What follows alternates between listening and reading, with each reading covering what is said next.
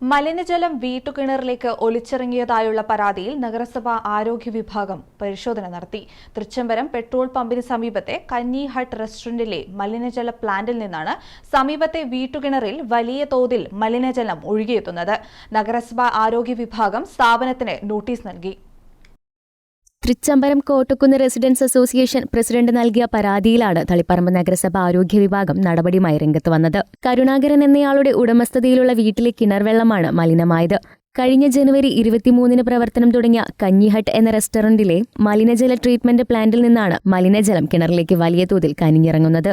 വീട്ടുകാരുടെ പരാതിയെ തുടർന്ന് സ്ഥാപനം നടത്തിപ്പുകാർ കിണറ്റിലെ വെള്ളം മാറ്റി ശുചീകരിച്ചെങ്കിലും വീണ്ടും മലിനജലം ഒഴുകിയെത്തുകയായിരുന്നു. സ്ഥാപനം പ്രവർത്തനം ആരംഭിക്കുന്നതിന് മുൻപ് തന്നെ സമീപത്തെ കിണറുകളിലേക്ക് മലിനജലം എത്തുവാനുള്ള സാധ്യത ചൂണ്ടിക്കാട്ടിയിരുന്നു എന്നാണ് നാട്ടുകാർ പരാതിയിൽ പറയുന്നത്. എന്നാൽ വേണ്ട ജാഗ്രത പാലിക്കാതെ പ്ലാന്റ് നിർമ്മാണം നടത്തിയതാണ് ദുരിതത്തിന് കാരണമായി തീർന്നതെന്നും ഇവർ പറയുന്നു. Kottakkunnu residents association president N Radhakrishnan നൽകിയ പരാതിയെ തുടർന്ന് നഗരസഭ ആരോഗ്യ സ്ഥിരം സമിതി അധ്യക്ഷൻ പുല്ലായിക്കുടി ചന്ദ്രൻ, കൌൺസിലർമാരായ ടി ബാലകൃഷ്ണൻ, കെ ലത, ആരോഗ്യ വിഭാഗം ഉദ്യോഗസ്ഥരും ഉൾപ്പെട്ട സംഘമാണ് സ്ഥലത്തെത്തി പരിശോധന നടത്തിയത്. തൃച്ചംബരത്തെ കഞ്ഞിഹട്ട് റെസ്റ്റോറന്റിലെ ട്രീറ്റ്മെന്റ് പ്ലാന്റിലെ ടാങ്കിൽ നിന്നുമാണ് കിണറ്റിലേക്ക് മലിനജലം എത്തുന്നതെന്ന് കണ്ടെത്തി. ട്രീറ്റ്മെന്റ് പ്ലാന്റിലെ ടാങ്കിന്റെ പ്രതലം മാത്രമാണ് കോൺക്രീറ്റ് ചെയ്തതെന്നാണ് ഉടമസ്ഥർ പറയുന്നത്. പാർശ്വഭാഗത്ത് നിന്നാകാം മലിനജലം പുറത്തേക്ക് പോകുന്നത്.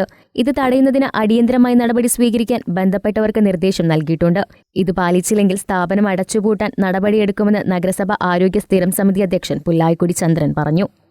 4 ദിവസം മുമ്പേ ഈ പ്രശ്നം അവരെ ശ്രദ്ധയിൽപ്പെടുകയും അടുത്ത വീട്ടുകാരൻ്റെ കിണറ്റിൽ ഇങ്ങനെ ഉണ്ടായപ്പോൾ ആ വീട്ടിലേക്ക് ആവശ്യമായ വെള്ളം കൊടുത്തുകൊണ്ട് സംരക്ഷിക്കുന്ന നിലയാണ് ഉണ്ടായിട്ടുള്ളത്. അപ്പോൾ ഇന്ന് അതിന് ശേഷം കുറച്ചുകൂടെ ഇടപെടൽ വേണം എന്നുള്ളതുകൊണ്ടാണ് അവർ വീണ്ടും പരാതി തന്നത്. അവർക്ക് ഈ ശ്രദ്ധയിൽപ്പെട്ടതിന് ശേഷം വീട്ടിലേക്ക് വെള്ളം അവർ കൊടുക്കുന്നുണ്ട് എങ്കിൽ പോലും ആ കിണറിൽ അവർ ശുദ്ധീകരിക്കുന്ന നിലപാട് സ്വീകരിച്ചിട്ടുണ്ട്. പക്ഷേ വീണ്ടും ആ കിണറിനകത്ത് ഇത് ഒഴുകി വരുന്നത് നിന്നിട്ടില്ല.